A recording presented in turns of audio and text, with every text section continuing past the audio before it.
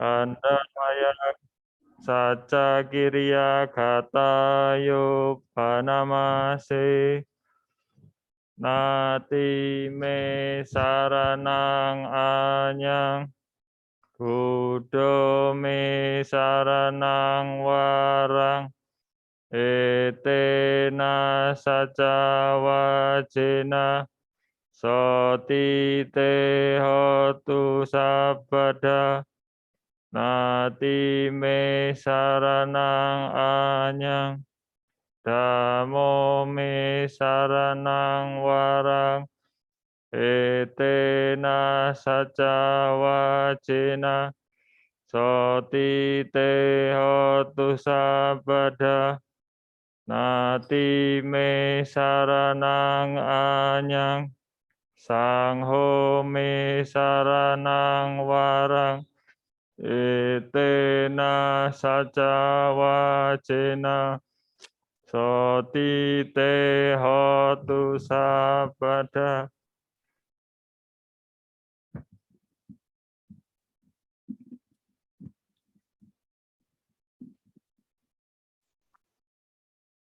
Silakan buka buku Parita halaman 97.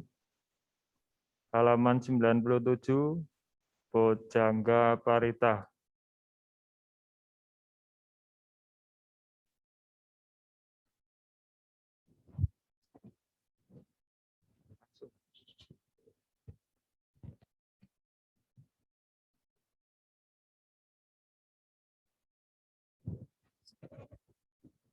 Handamayang Bojjhanga Paritang Banamase Bojjanggo satisan kato Dhamanang wicayo tata Wiriyam piti pasadi Bojjangga catata pare Sammadupe kabojjangga satete sabada sina munina samada kata bawita bahuli kata samwatanti abhinana Nibbanaya ca bodhiya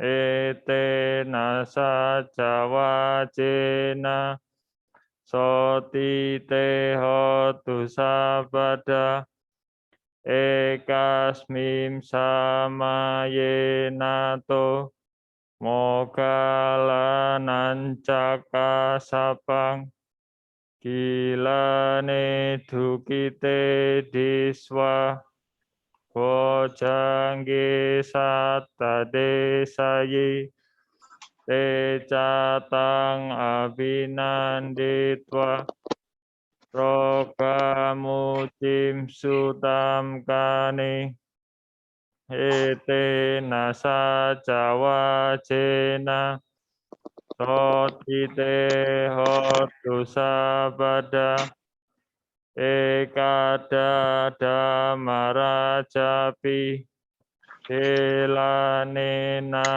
pipilito tunda terenataneva vanapetwana sadarang samoditwa jabada tamhavutassinanaso etena saca wajena soti te hotu sabada pahinate ca abada sinanam mahesina Magahata kilesawa patanupati damatang etena saca wajena soti te hotu sabada. Selanjutnya, kita akan melatih meditasi yang akan dipimpin langsung oleh pemimpin Puja Bakti. Untuk selanjutnya, kita akan berlatih meditasi lebih kurang 10 menit. Persiapkan posisi duduk yang rileks yang dapat menopang meditasi Anda dalam waktu yang singkat ini. Silakan manfaatkan waktu yang singkat ini untuk fokus ke objek meditasi yang sering Anda latih masing-masing. Meditasi bisa kita mulai.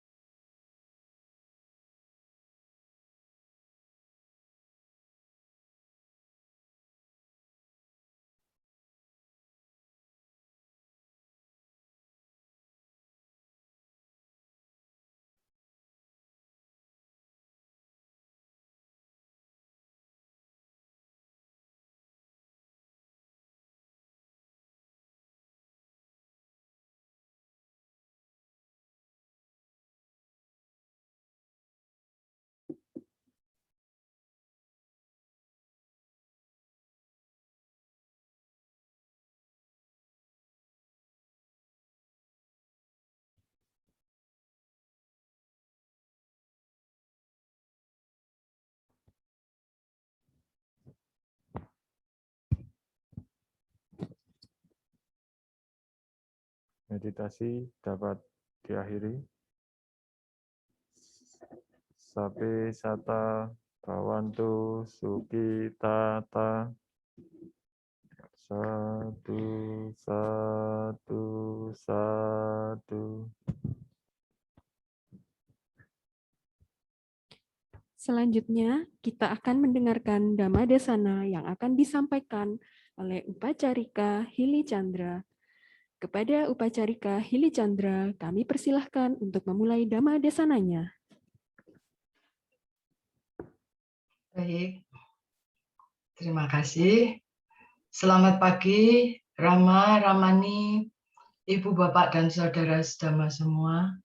Sukihotu, Namo Buddhaya. Apa kabar? Ya, sungguh kesempatan luar biasa yang diberikan kepada saya untuk berdhammadesana di Samagiriya pagi ini.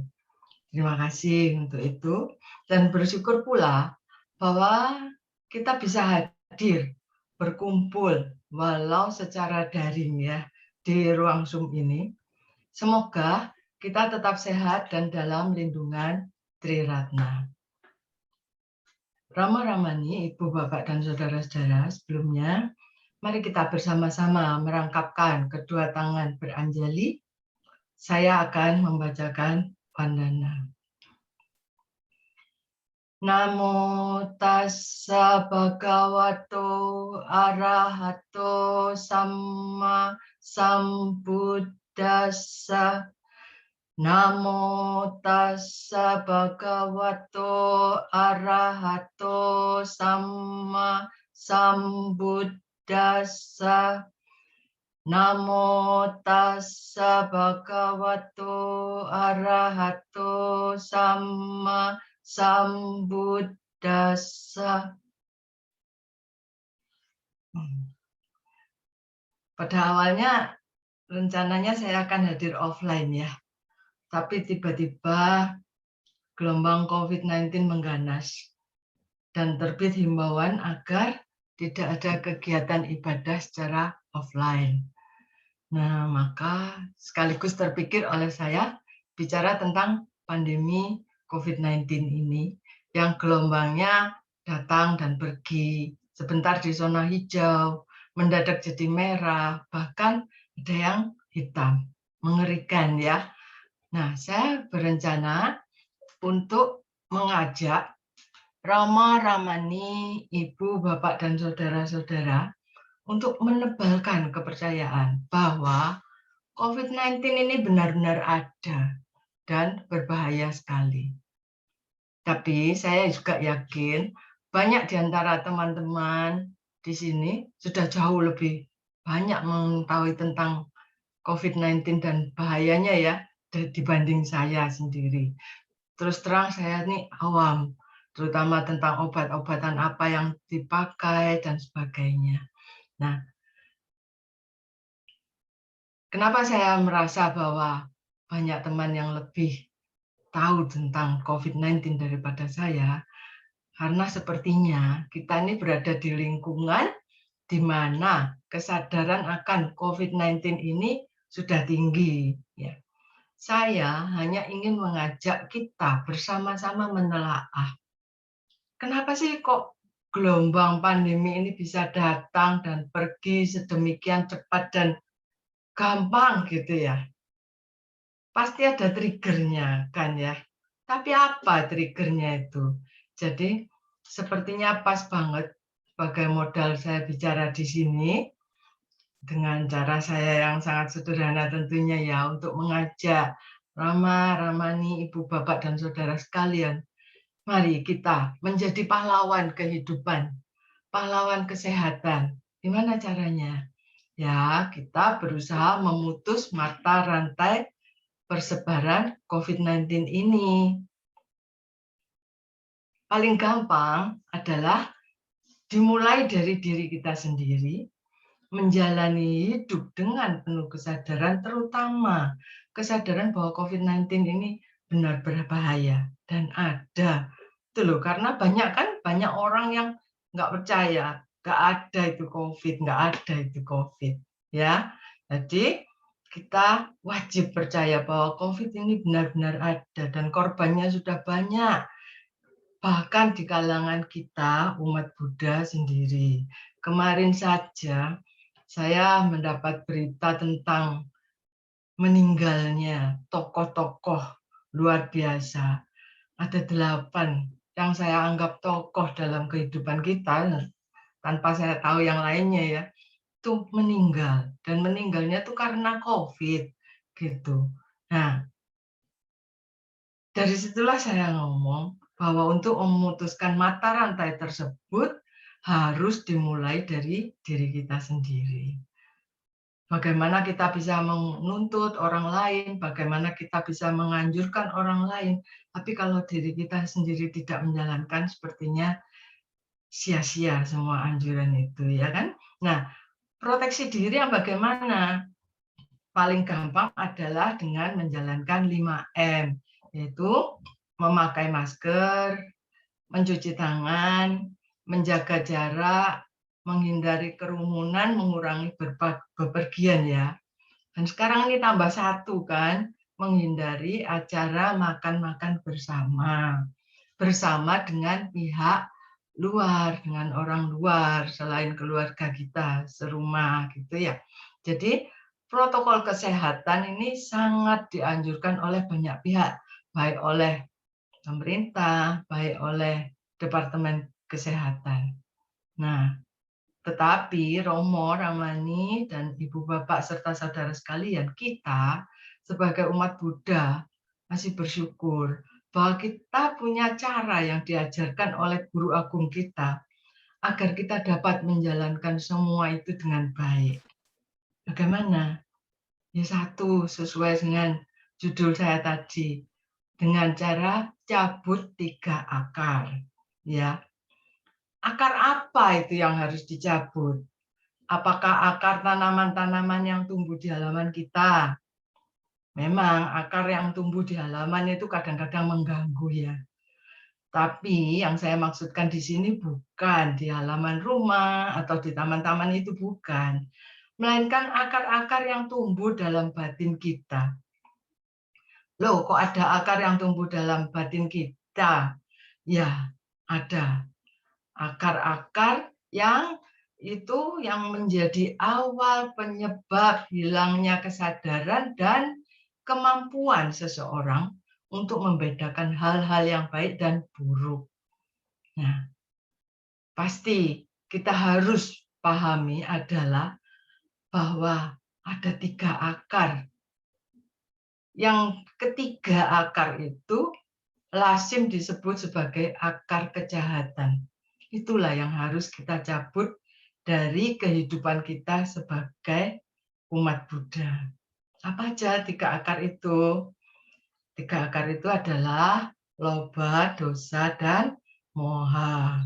Kalau sudah dengar loba, dosa, dan moha, kita ngeh ya, ya itulah akar kejahatan yang wajib kita cabut. Sering kita mendengarnya dalam singkatan saja LDM, LDM gitu ya. Mari kita bersama-sama, mari kita cabut akar-akar itu. Untuk menuju kepada untuk berbicara tentang loba dan dosa dan moha, saya akan memulainya dari moha dulu ya. Moha itu adalah kekotoran batin. Ada yang mengibaratkan seseorang yang dibalut moha itu seperti mata yang kena katarak. Tahu ya kita semua ya, mata yang kena katarak, makin tebal kataraknya, maka makin sulit kita untuk melihat. Jadi kalaupun bisa melihat hanya samar-samar. Ya, makin tebal, makin kita tidak bisa membedakan apakah yang kita lihat itu bagus atau kurang bagus atau bahkan tidak bagus sama sekali. Ya, tidak bisa lagi karena katarak yang menyeliputi mata kita itu sudah sangat tebal. Nah, kalau berbicara dengan batin, dihubungkan dengan batin, moha adalah kebodohan batin. di mana karena kebodohan batin itu, seseorang tidak lagi bisa membedakan perbuatan yang baik atau jahat. Dan umumnya akan menganggap bahwa perbuatan jahat itu biasa dan wajar-wajar saja. Lebih parah lagi, akan terbentuk sikap cuek, tidak suka membantu, dan egois serta sombong yang akan berkembang sebagai karakter. Nah, kalau sudah menjadi karakter itu sulit. Kalau masih menjadi kebiasaan, pelan-pelan kebiasaan itu bisa kita kikis, bisa kita hapuskan ya. Tapi kebiasaan yang terus-menerus kita jalankan itu akan berubah menjadi karakter. Jadi sudah nancep banget dalam batin kita. Nah, biasanya itu sulit untuk merubah karakter seseorang. Itulah kenapa kita wajib berusaha sejak awal, sejak dini untuk menghapus dan mencabut akar-akar itu. Nah, tentang moha tadi, moha itu membawa 3 muatan, yaitu ahirika, anotapa, dan udaja. Yang sering kita dengar itu kan hiri dan otapa ya. Mestinya kalau ditanya apa itu hiri, otapa, pasti tahu semua. Hiri adalah malu berbuat jahat. Otapa, takut akan akibat perbuatan jahat yang dilakukan. Ya, itu sering dibahas. Dan hiri dan otapa itu mendapat sebutan sebagai dhamma pelindung dunia. Kenapa bisa disebut sebagai dhamma pelindung dunia? Karena apabila setiap orang itu malu untuk berbuat jahat, jadi dia tidak akan berbuat jahat kan. Kalaupun berbuat jahat, dia takut akan akibat dari perbuatan jahatnya, sehingga dia selalu mempunyai kekang untuk tidak melakukan perbuatan jahat. Nah, apabila semua orang sudah melakukan dan memiliki hiri dan otapa, tentunya tidak ada lagi orang berbuat jahat, tidak ada lagi kekerasan, tidak ada lagi korupsi. Nah, akibatnya kita bisa hidup dengan aman, tentram, damai, bebas dari ketakutan. Itu hiri dan otapa. Lalu ahirika dan otapa itu adalah lawan dari hiri dan otapa tadi. Ya, ahirika itu tidak malu berbuat jahat. Anotapa tidak takut akan akibat dari perbuatan jahatnya. Nah, itu tentang ahirika dan otapa. Lalu ada satu lagi muatan moha, muatan moha yang mungkin jarang didengar, yaitu udaja. Apa itu udaja? Udaja itu diterjemahkan sebagai kegelisahan. Tapi bukan hanya kegelisahan, bisa juga kegembiraan yang luar biasa. Dan juga bisa sebagai kebingungan. Nah, udaja ini selalu muncul dalam pikiran kita bersamaan dengan semua cita-cita buruk, semua aku salah cita. Jadi semua pikiran buruk itu pasti ada kandungan udajanya di situ. Nah, udaja yang tadi diterjemahkan sebagai kegelisahan. Kegelisahan itu kan kalau ada yang tahu 10 belenggu ya, 10 samyojana, 10 belenggu. Maka kegelisahan itu termasuk di dalam 10 belenggu tersebut. Dan termasuk di dalam panca niwarana, 5 rintangan batin. Jadi kalau kita berbicara tentang moha, kita tidak bisa melepaskannya dari ahirika, anotapa, dan udaja. Karena moha, ahirika, anotapa, dan udaja ini merupakan 4 faktor mental yang saling terkait dan tidak terpisahkan dengan semua kesadaran yang tidak bajik.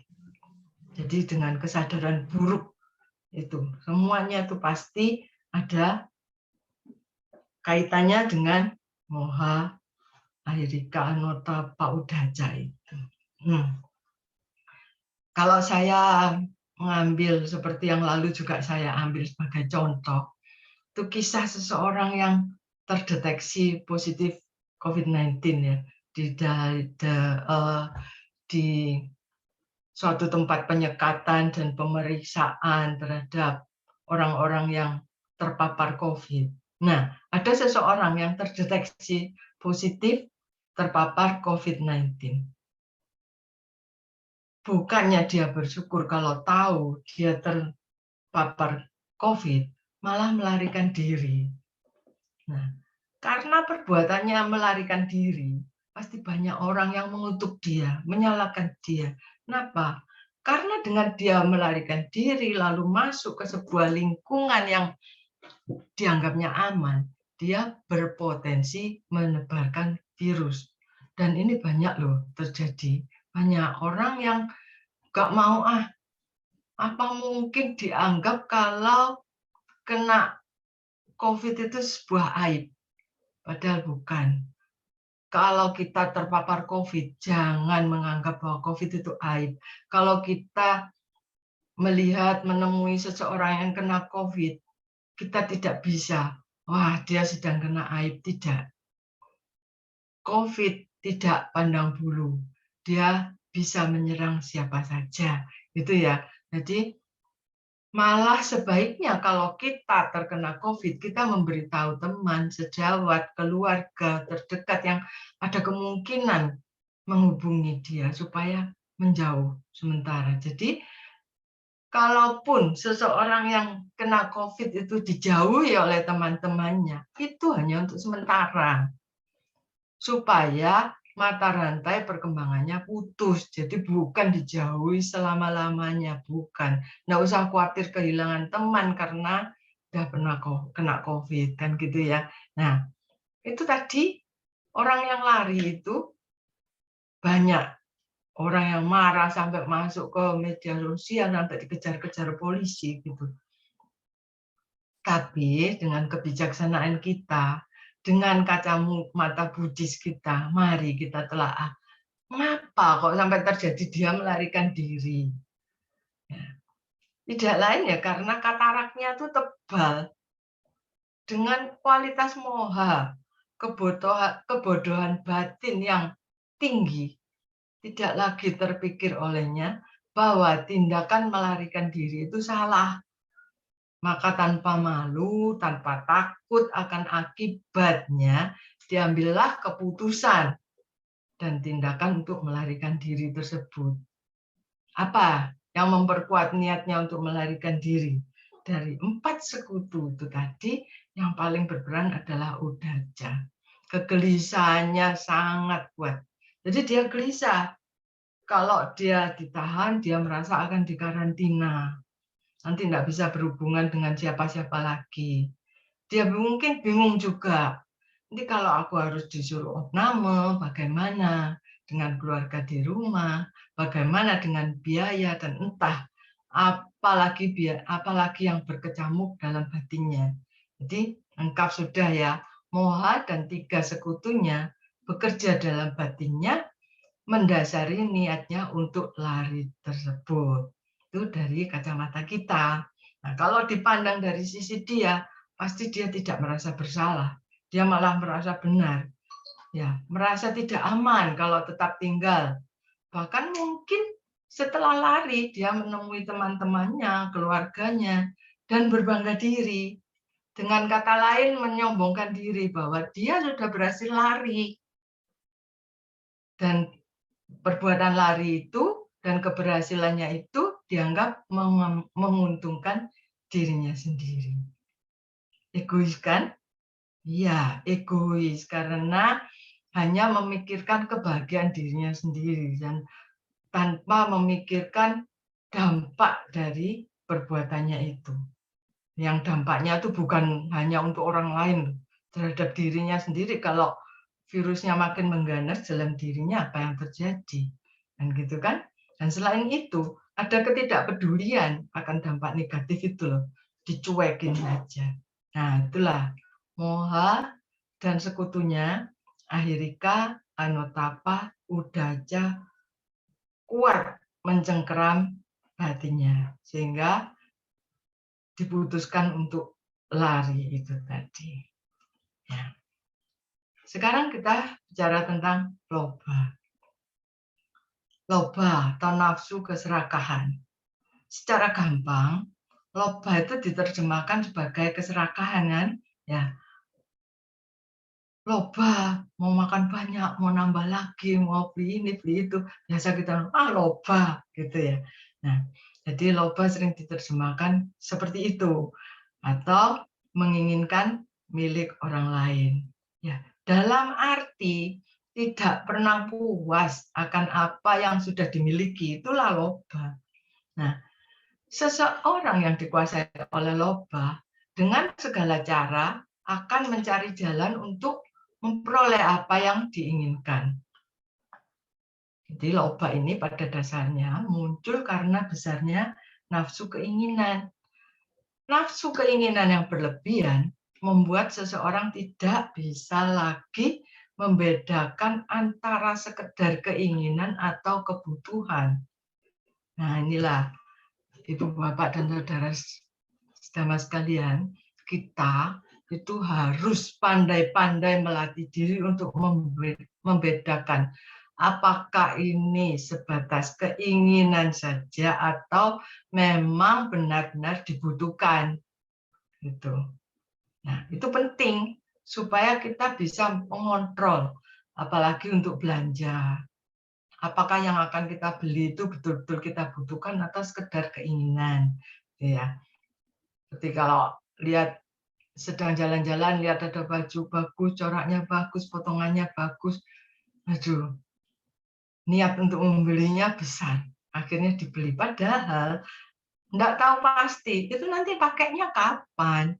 Dan kalau mau dilihat lagi di rumah, bajunya sudah bertumpuk-tumpuk menyesaki lemari. Banyak kejadian seperti ini, ya. Nah, marilah paling tidak mulai sekarang kita berusaha mengontrol dan pinter-pinter membedakan antara keinginan dan kebutuhan. Banyak yang bisa dijadikan contoh dari loba ini, apalagi sehubungan dengan masa pandemi COVID-19 ini. Misalnya,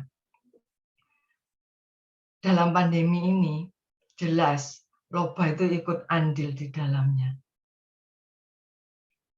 Di saat pemerintah dan para tenaga kesehatan berjibaku mengatasi perkembangan virus dan mengumandangkan usaha-usaha pemutusan mata rantai perkembangan COVID-19 ini, banyak yang kurang peduli. Ya, sehingga ketika diminta mengurangi bepergian, menghindari kerumunan atau berkumpul-kumpul, diwajibkan memakai masker jika harus keluar rumah, banyak yang abai. Bukan tidak tahu kalau COVID itu berbahaya, bukan. Tapi nafsu keinginan yang menjurus ke keserakahan untuk menikmati kesenangan-kesenangan bepergian, berkumpul, dan nafsu untuk menikmati kenyamanan menghirup udara yang lega, menghirup nafas lega, bebas tanpa masker, jauh lebih kuat. Sehingga mengalahkan kesadaran akan ancaman dan bahaya virus COVID itu sendiri.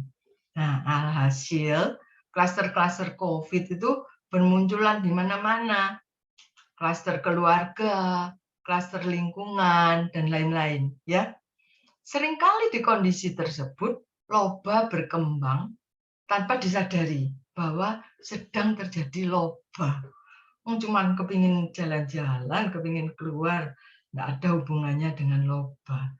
Tapi bisa juga kesadaran bahwa sedang loba. Kenapa ya kok ingin berjalan-jalan?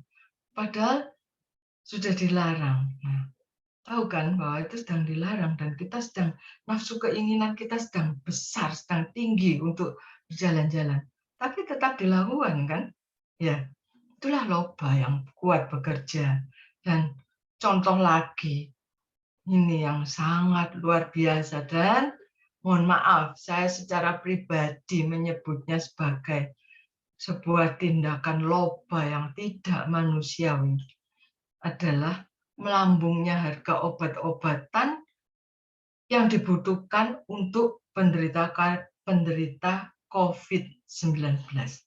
Nah, alih-alih menolong dengan cara memberikan obat, banyak pihak malah mencekik untuk mendapatkan keuntungan sebesar-besarnya dan sebanyak-banyaknya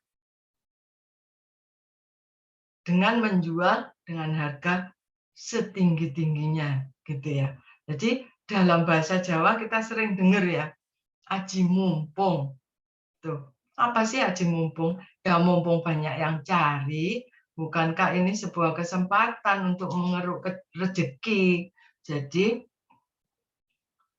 keuntungan yang didapat akan meningkat lebih tinggi. Nari-nari di atas penderitaan orang banyak ya. Nah, itu yang saya bilang sangat-sangat tidak manusiawi ya. Nah, tapi kenapa itu tetap terjadi? Ya karena diperparah juga oleh loba model lain, loba konsumennya. Nah, makin tinggi harga melambung, makin banyak orang berebut untuk memilikinya. Bener nggak? Ya kan? Kenapa? Karena dengan berbekal pikiran bahwa perlu persediaan, jangan-jangan aku butuh, keluargaku butuh, untuk jaga-jaga, ya toh, siapa tahu nanti ada yang kena. Nah, berebutlah beli, gak apa-apa, mahal gak apa-apa, yang penting punya dulu untuk persediaan. Nah, yang jual ya makin seneng, loh, wong dijual harga segini aja masih banyak yang cari kok. Jadi dalam waktu singkat, entah malamnya, entah besoknya, harga makin naik lagi, kan gitu. Harga makin naik, obat ini jadi kosong karena diborong oleh pihak-pihak yang sebetulnya belum tentu membutuhkan, gitu. Ya, berlipat tinggi, tetap banyak yang cari. Jadilah itu yang namanya loba makin berkembang. Kasihan ya, siapa yang kasihan? Yang sakit kasihan, tapi yang jual, yang borong ini juga kasihan. Karena tidak menyadari sedang dicengkeram oleh akar-akar loba. Ya, itulah, disitulah Ibu, Bapak, Saudara sekalian. Loba berkembang dan akar moha bekerja, mencengkeram batin. Karena disadari atau tidak disadari, loba itu tetap terjadi, dan loba dan moha itu bersekutu biasanya. Loba muncul karena kebodohan batin, tidak menyadari bahwa aku tuh menaikkan harga ini salah, aku itu menimbun obat ini salah, gitu ya. Gitu. Jadi loba diselimuti dibalut oleh akar-akar moha. Bisa juga seseorang tuh punya kemelekatan yang sangat kuat loh atas kenangan masa lalu. Entah tentang dirinya, cita-cita lamanya, kesuksesan yang didambakan. Nah, masa lalu, kalau kita bicara atau mendengar tentang masa lalu, biasanya yang lalu-lalu, yang jauh-jauh gitu ya. Padahal yang dikatakan masa lalu, itu hanya sekedipan mata saja, itu yang sudah lewat itu sudah masa lalu, gitu ya. Seperti saya yang sekarang berbicara, ini beda loh dengan saya yang 5 menit yang lalu, bahkan 1 detik yang lalu, saya sudah beda. Itu sudah masa lalu. Cuman masa lalu itu ada rentang waktunya, rentang waktu pendek, rentang waktu panjang. Tapi yang penting kenangan akan masa lalu. Jadi kalau berpegang pada kenangan itu, seseorang biasanya akan muncul loba untuk mencapai. Seperti tadi, saya akan berangan-angan. saya akan membawakan Dhammadesana ini dengan baik apa. Itu muncul loba dalam diri saya, muncul keinginan yang kuat supaya saya dapat membawakannya dengan baik. Kalau itu boleh disebut sebagai loba gitu ya. Jadi, nah, tapi loba itu biasanya adalah keinginan yang disertai dengan keserakahan. Keserakahan untuk mencapai apa yang seharusnya bukan menjadi haknya. Gitu. Jadi muncul mencapai apa yang pernah menjadi angan-angannya. Itu berakibat apa? Sekarang dia banyak menuntut dan memaksakan kehendak loh biasanya. Karena pernah bercita-cita seperti ini, pernah bercita-cita untuk jadi kaya, ya ini tadi kesempatannya, pernah berangan-angan untuk jadi orang kaya. Nah, sekarang terlihat loh peluang untuk jual obat semahal-mahalnya. Kalau banyak laku, kan dalam waktu singkat dapat uang banyak, aku bisa kaya gitu kan. Jadi memaksakan kehendak tanpa peduli apakah ada pihak lain yang harus dan akan menjadi korban, ya kan? Nah, lagi tentang PPKM, dia terkenang. Biasanya jam segini kita menikmati makan malam di mall, bisa milih makan ini, makan itu. Biasanya sepulang kerja kita kumpul-kumpul bercengkerama dengan teman-teman. Maka kalau kenang-kenangan dan tuntutan untuk mencapai, mendapat kembali apa yang biasa dilakukannya itu begitu kuat, maka abailah dia akan rambu-rambu protokol kesehatan. Dengan sebuah pembenaran. Enggak apa-apalah sekali-sekali. Ya, lebih parah lagi, ada yang sampai terucap. Kan semua tergantung karma masing-masing. Nah, loh, kalau sudah sok Buddhis, saya katakan sok Buddhis, sedikit-sedikit bicara tentang karma. Itu kan karma masing-masing.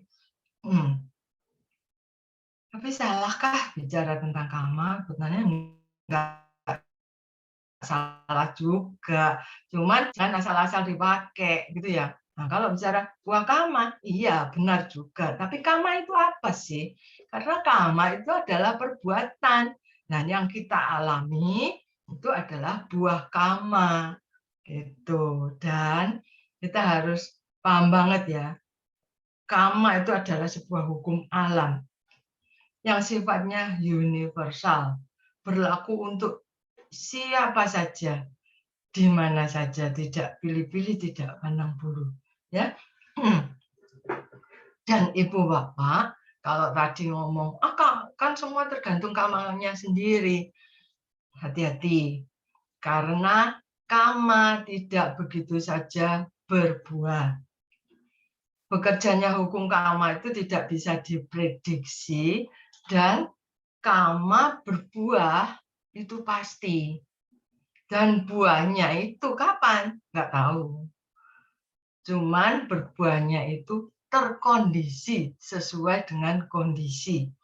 Entah kondisi saat ini, bisa juga kondisi masa lalu. Karena itu, para bijaksana, para Buddha kan selalu mengajarkan kepada kita, jangan berbuat kesalahan walaupun kecil. Berbanyaklah berbuat kebaikan. Ya kan? Itu adalah ajaran semua Buddha. Tapi, pernah tahu nggak seseorang yang dalam kehidupannya itu kita lihat orangnya baik, santun. Tapi kehidupan yang harus dia jalani itu nggak bagus gitu, misalnya miskin atau sering rugi, sering tertimpa musibah, sering mendapat aneka kesulitan, iya kan? Nah, di sisi lain ada orang yang perangainya itu begitu buruk, begitu buruk sehingga banyak menyakiti hati orang lain, suka ya berbuat yang jelek-jelek gitulah. Tapi kehidupannya serba berkelimpahan. Nah, seseorang yang melihat akan mempertanyakan, di mana keadilan hukum karma, ya kan? Atau kadang ada yang nanya, karma apa ya yang dia lakukan sehingga buahnya seperti itu? Nah, itulah yang tadi saya sebut sebagai bekerjanya hukum karma tidak dapat diprediksi. Ya, hanya satu yang pasti, hanya satu. Apa? Yaitu bahwa karma baik berbuah baik, karma buruk berbuah buruk. Tapi kapan waktu berbuahnya? Itu yang tidak bisa kita pastikan. Bisa sekarang juga, dalam kehidupan ini juga, bisa ke kehidupan yang akan datang. Jadi, yang kita alami sekarang, entah kebaikan ataupun keburukan, itu adalah buah karma masa lampau kita, pasti. Buah karma masa lampau. Dan seperti yang saya sebutkan tadi, masa lampau itu macam-macam. Ya, kalau diukur secara waktu lampau itu macam-macam. Gitu kan? Seperti kalau di dalam bahasa Indonesia, waktu lampau itu memang nggak jelas. Tapi kita ngomongnya itu terjadinya kemarin, terjadinya tahun lalu, sama. Nggak ada. Tapi secara bahasa Inggris itu kan ada past tense, ya, ada present tense, ada future tense. Jadi dalam menyebutkan sebuah tindakan itu dari aturan-aturan pengaturan waktu itu kita bisa tahu itu dilakukannya kapan. Kalau sekarang berarti present tense, kalau waktu yang lalu itu past tense begitu. Jadi itu bedanya. Kalau di bahasa Indonesia kita enggak bisa. Nah, masa lampau yang mana itu yang perlu kita pahami dengan baik. Ya, bisa barusan, bisa kemarin, bisa beberapa waktu yang lalu, bahkan bisa juga di kehidupan kita sebelumnya, kehidupan yang lalu. Jadi makna ajaran bijak tadi apa? Ya, jangan berbanyaklah berbuat kebaikan, jangan buat kesalahan, walaupun kecil itu apa maknanya? Ya, itu tadi. Dengan makin banyaknya perbuatan baik yang kita lakukan, maka makin besar pula kemungkinan bahwa timbunan karma-karma baik tersebut akan memberikan buah yang baik juga bagi kita. Entah di kehidupan ini secara langsung atau sebagai tabungan bagi kehidupan kita berikutnya. Dan tabungan karma itu dua macam, tabungan karma baik atau tabungan karma buruk. Itu semuanya ada loh dalam bank karma kita. Ya, kapan kita memetiknya, kapan kita berbuahnya, yang kita nggak tahu.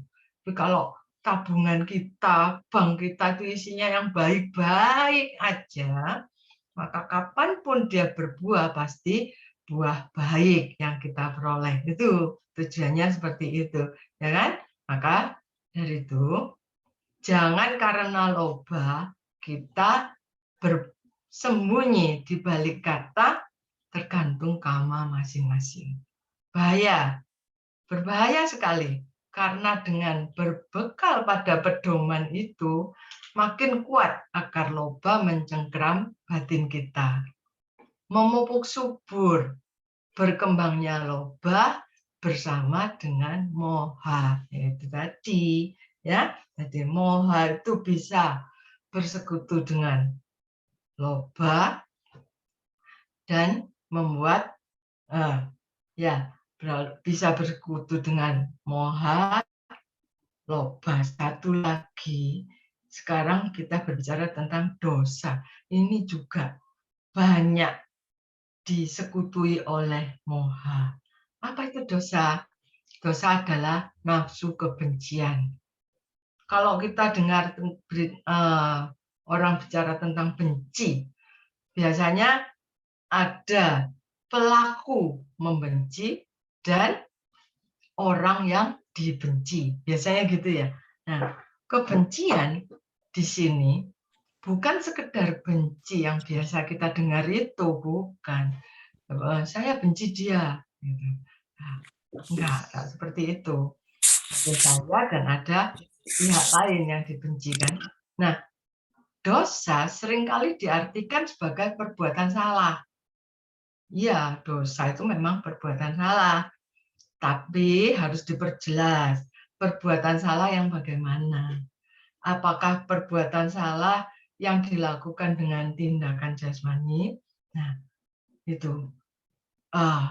Rama-Ramani, Ibu, Bapak, dan Saudara sekalian, kalau kita biasa dengan pikiran, mendengar ya, pikiran, perkataan, perbuatan. Nah, pikiran, perkataan, dan perbuatan. Nah, ini perbuatan salah. Kita biasa menyebut perbuatan salah itu sebenarnya pikiran itu adalah hasil dari berpikir.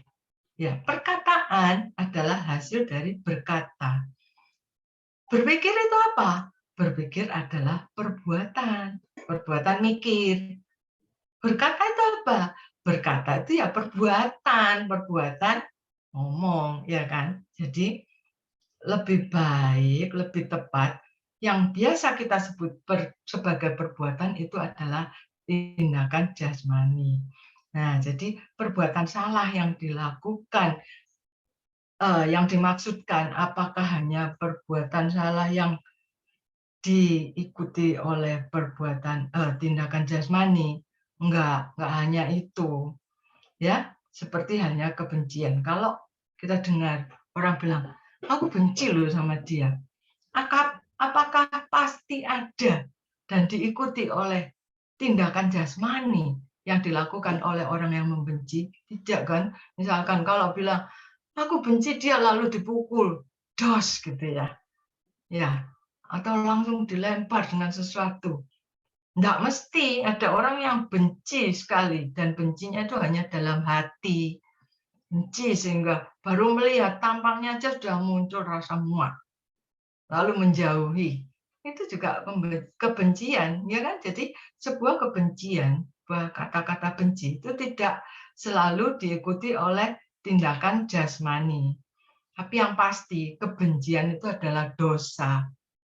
Jadi intinya dosa adalah segala sesuatu yang dilakukan baik melalui pikiran, ucapan maupun tindakan jasmani yang berawal dari munculnya penolakan dalam batin. Itu jadi dosa itu penolakan. Itu.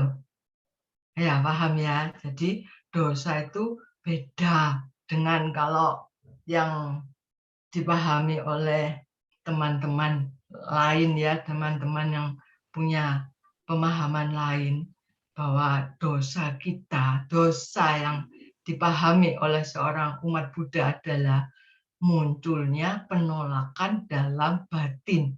Itu udah dosa. Gitu. Dan biasanya dosa itu yaitu tadi diawali oleh moha. Nah, yang sedang tren sekarang adalah penolakan terhadap aturan-aturan pengetatan yang dibuat pemerintah dalam rangka menghambat berkembangnya wabah COVID-19. Jangan bosan ya kalau mendengar saya kok dari tadi COVID-19 karena COVID-19 ini benar-benar buat saya pribadi maupun buat beberapa kalangan, banyak kalangan misalnya. Ini adalah suatu hal yang mengerikan, ya. Jadi penolakan menjalankan protokol kesehatan yang dianjurkan sehingga banyak cara yang ditempuh untuk melakukan penolakan tersebut. Salah satunya contoh saya orang yang melarikan diri tadi, itu ya. Terus menolak pakai masker, menolak dikarantina, menolak vaksin, ya penolakan itu secara batin yang muncul itu berkembang dalam batin dan diri seseorang itu dia sudah dikuasai oleh akar-akar moha, dicengkeram oleh akar-akar moha, ya. Tapi kebencian atau penolakan-penolakan tersebut tidak hanya ke urusan lain, ke pihak lain. Yang paling berbahaya adalah bukan tidak mungkin seseorang itu membenci dirinya sendiri, membenci sebuah kondisi yang terjadi dalam kehidupannya. Jadi, misal kehidupannya sulit, membuat dia kecewa atas kemampuan dirinya sendiri. Dan contoh yang itu ya, pernah dengar enggak ada seorang pemuda bunuh diri, lompat dari lantai berapa gitu. Setelah ditelusuri ternyata karena dia putus cinta, baru diputus oleh pacarnya. Nah, ketika putus cinta, dia merasa terlalu banyak kekurangan dirinya, sehingga ditinggalkan oleh orang yang sangat dicintainya itu. Dan itu menimbulkan penolakan dan kebencian terhadap kondisinya. Kondisi alih-alih dia terus, ya berarti kekuranganku ini harus saya rubah, supaya lain kali kalau mendapat pasangan lagi saya bisa diterima dengan baik. Nah itu kalau bijaksana kan mikirnya begitu. Tapi kalau orang sudah diselimuti oleh dosa, itu nggak ada lagi. Pikiran seperti perbaikan-perbaikan itu enggak ada. Yang ada adalah begitu kuat nafsu kebencian terhadap kondisinya itu mencengkeram kuat batinnya. Sehingga sering terjadi seperti contoh tadi, bunuh diri. Lalu orang yang tahu dan mengenal dia dan tahu kenapa dia bunuh diri, misalkan meninggalkan surat, lebih baik aku mati daripada aku diputus bla bla bla bla bla gitu ya. Nah, kalau contohnya tadi bunuh diri karena diputus pacarnya, orang yang tahu akan berkomentar, kasihan loh, dia tuh bunuh diri karena ditinggal pacarnya. Sehingga seolah-olah pacarnya ini yang mengondisikan dia bunuh diri. Padahal sesungguhnya, iyakah, benarkah pacarnya itu yang mengondisikan dia melakukan bunuh diri? Sebenarnya tidak. Jadi si pacar enggak perlu berkecil hati sebenarnya ya. Nah, sesungguhnya yang terjadi adalah karena dia sudah begitu kecewa dengan kehidupannya sendiri. Nah, kalau dia benci atau nggak suka lagi sama pacarnya, udah goodbye ya goodbye, cari lagi kan gitu ya. Tapi yang dia marahi, yang dia benci itu dirinya sendiri, kehidupannya sendiri. Dia kecewa dan dia menganggap bahwa udah penuh kekurangan dan akhirnya diambillah keputusan bunuh diri itu dan dilakukannya bunuh diri tersebut untuk mengakhiri semuanya. Itu sebetulnya adalah sebuah pandangan yang picik, cara berpikir yang picik banget. Ya, jadi harus berhati-hati karena segala bentuk kebencian atau penolakan ini kalau tidak segera disadari akan mengakar dalam batin sebagai suatu hal yang wajar-wajar saja.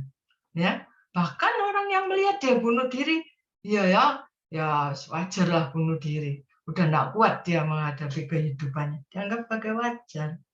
Ya, terus seseorang yang melakukan sesuatu kesalahan karena benci, karena penolakannya, ya nanti pembelaan dirinya aja. Ya mau bagaimana lagi, aku udah enggak suka kok dipaksa, ya enggak maulah, gitu ya.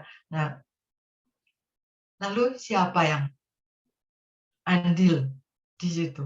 Lagi-lagi akar moha, akar kebodohan batin yang ikut andil di situ, sehingga dosanya itu makin kuat dan makin bulat.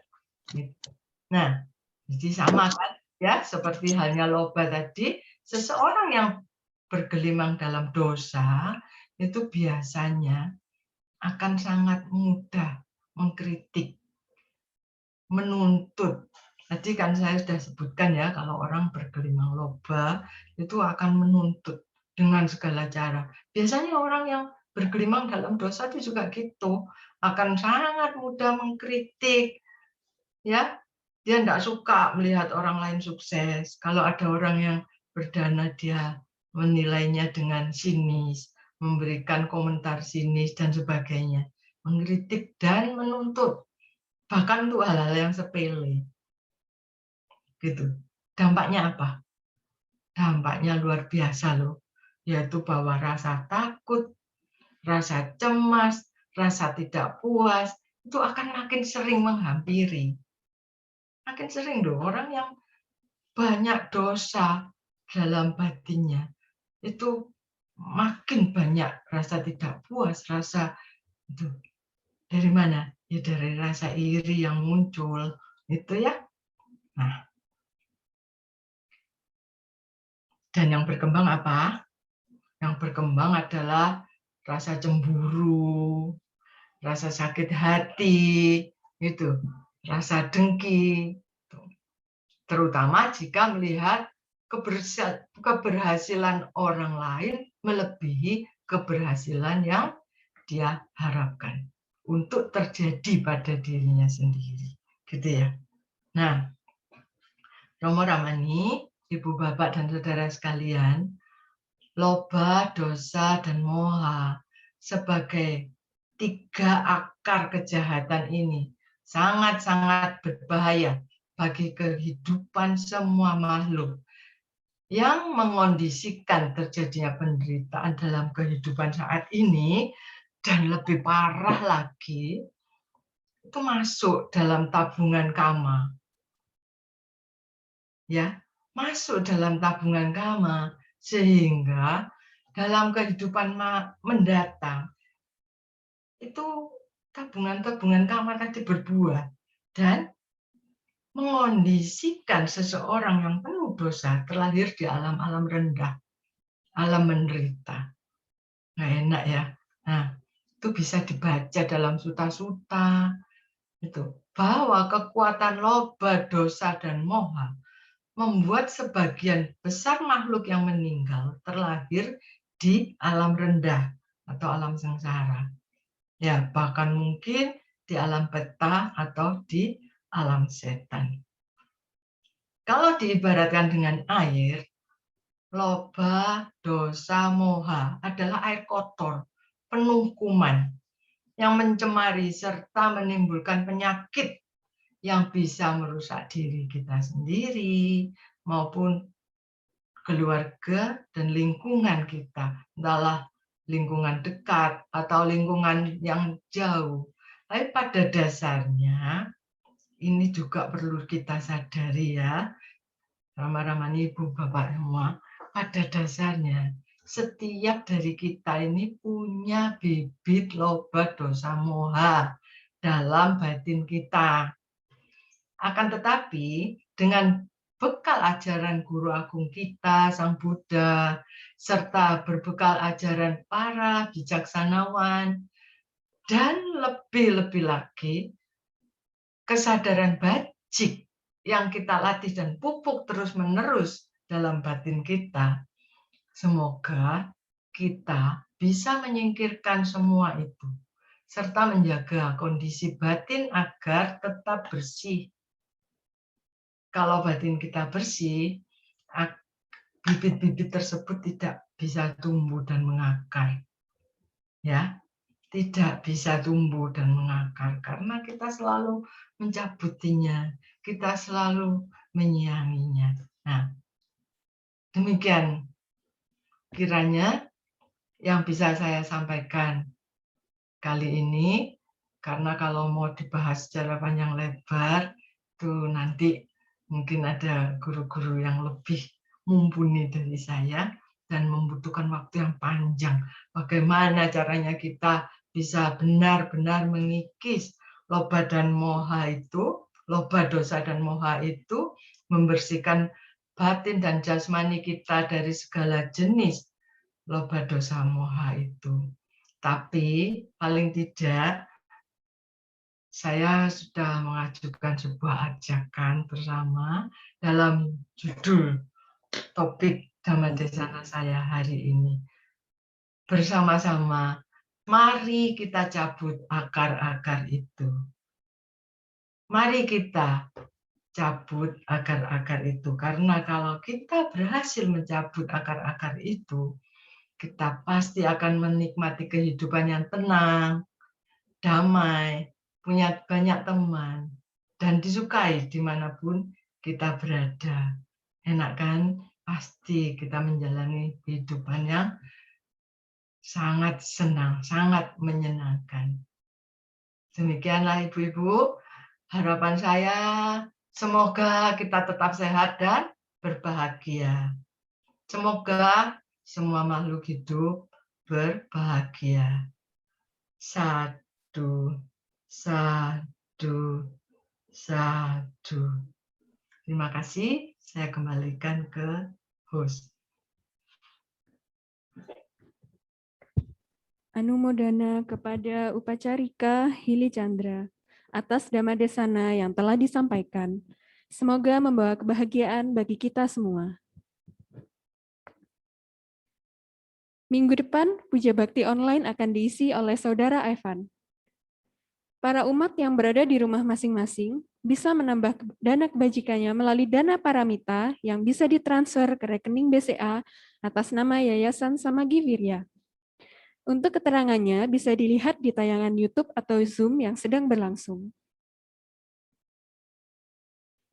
Setelah kita melakukan kebajikan dengan mengulang pembacaan Parita Suci, bermeditasi, dan juga mendengarkan Dhammadesana, marilah kita melimpahkan jasa kepada sanak saudara, leluhur, yang telah mendahului kita melalui pembacaan Parita Patidana yang akan dipimpin oleh pemimpin Puja Bakti.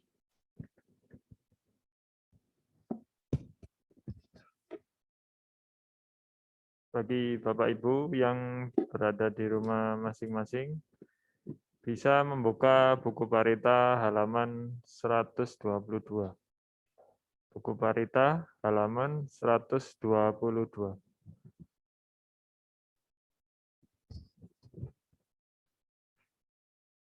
Andamayang patidanang karomase punya sidani katasa yananyani katanime te sanca bagino hontu satananta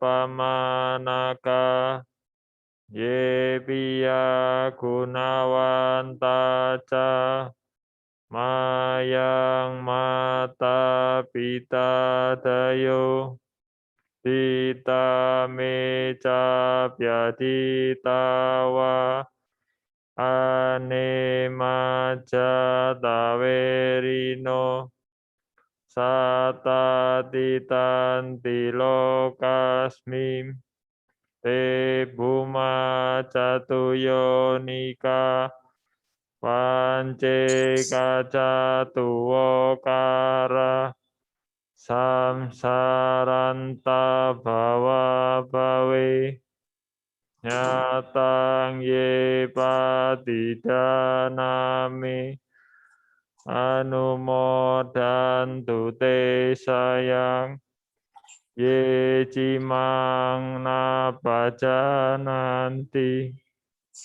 dewa te sang we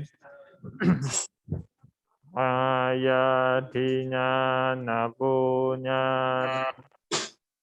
anumodana hetuna sabe sata sadaontu awera sukaciwino kema badan capa pontu desa sasi jatang subah satu satu satu.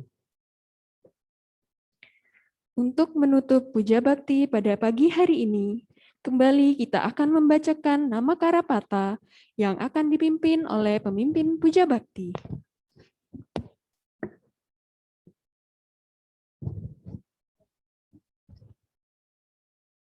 Arahang sama sambuddho bhagava.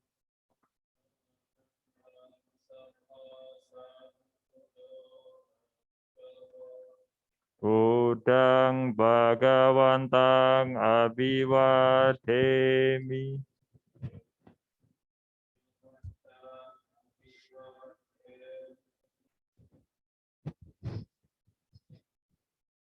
Swakato Bhagawata Dhammo.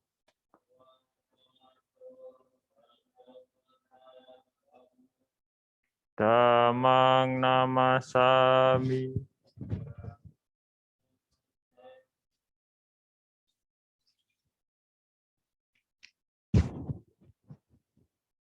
Supatipanno Bhagavato Sawaka Sangho.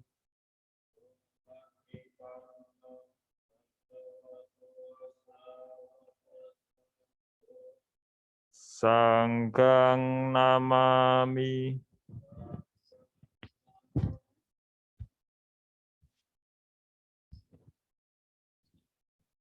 Untuk menutup puja bakti pada pagi hari ini, marilah kita bersama-sama mengucapkan Sabbe Sata Bhawantu Sukitata. Semoga semua makhluk hidup berbahagia.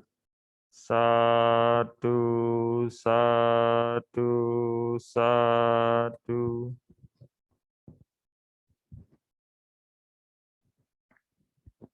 Demikian puja bakti pada pagi hari ini telah selesai. Tetap jaga kesehatan sehingga kita bisa mengikuti puja bakti selanjutnya, baik online maupun offline. Akhir kata, terimalah salam Dhamma, Sotihotu, Namo Buddhaya.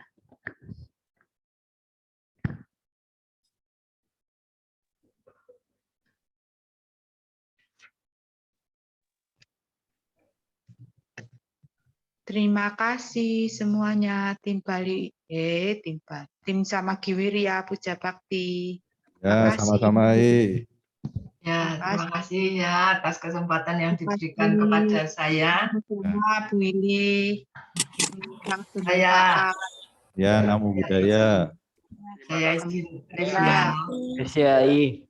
Atas nama Samagiwirya, terima kasih kepada Bu Willy dan Oh, teman-teman. terima kasih Pak Oke, terima kasih. Ini terima kasih Anumodana, bagus. Pak, ada orang.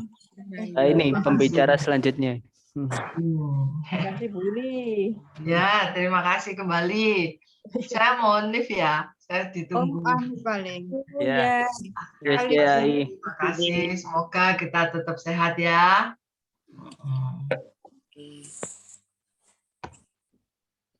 Ya, bagi umat yang di rumah, apa ada saran atau masukan untuk acara pertama ini online? Terima kasih, Indra. Terima kasih semuanya, bagus. Ya. Sama-sama. Ditunggu Bu Endang isi juga ya. Cuman ini mungkin Jenjen atau Indra atau Wir, kadang kita kan kalau dari rumah kan menghadap rupang ya. Iya. Terima kasih semua. Kita bisa Anumodana yang Ya. Sudah petugas. sembuh, Ai. Kasusnya gimana, Kenapa, kalau Ijai? dari rumah menghadap rupang terus? Nah, kalau misalkan agak lebih fokus, agak sulit ya. Kan ini kita kayaknya dari samping gitu ya, nyamping. Iya. Oh, biar pemimpin pujanya sama MC-nya kelihatan sih tadi. gini Betul. dah. Aku tadi berpikir juga begitu. Nah, biasanya kita kan pas mau namaskara. Oh, gitu ya. Jadi dari sudut lurus gini ya. Enak lurus gini ya. Ya diatur lah yang terbaik. Jadi karena diminta masukan. Apa-apa bisa. Masih kelihatan kok pemimpin Ya. puja sama MC-nya. Untuk sound bagaimana, jelas tadi? Jelas, bagus. Iya. Mary, terima kasih, bagus MC-nya. Pemimpin juga bagus. Jenjen, Indra, Halo, Sari, atas silane Linda. Evan mana Evan? Evan. Evan, kepada saudara Evan. Evan minggu depan. Kamsia, Jenjen, Mary, Wiria sama Indra. Kamsia. Ya, Su. Ya, Su. Aduh, rambutku. Evan Woi. AFK ya kita. Saudara Tira Samwaro Evan. Halo Airita. lagi sih. Halo. Halo. Sambil nunggu. Evan hilang. Halo. Ya, masih dengar?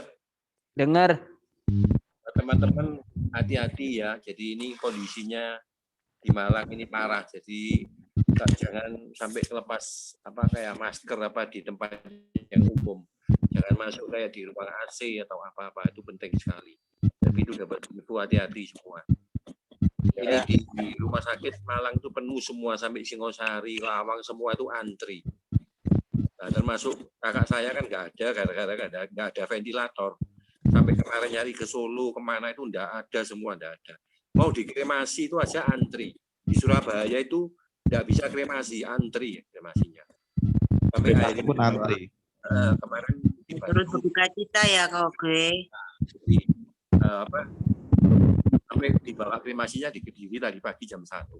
Karena kan nggak boleh ditaruh. Di Medion itu waduh yang meninggal banyak katanya. Hati-hati teman-teman semua. Jc. Ya. Suara apa ini? Gue sih power aja gue kon gue. Tahu Mevong, kapan tuh juga minta tolong, tapi juga nggak bisa membantu banyak karena dia sudah meninggal dan karena COVID dan sudah dilaporkan ke RSU. Ya jadi walaupun mungkin kita berlimpah dana, tapi nggak bisa membantu. Untuk memberangkatkan ke kremasi juga kita nggak bisa ngatur. Bener, Eng. Ini Pau itu waktu itu begitu dia meninggal, dia sudah harus sekarang kan harus lapor ke kalau di Malang itu harus lapor Dinkes lah.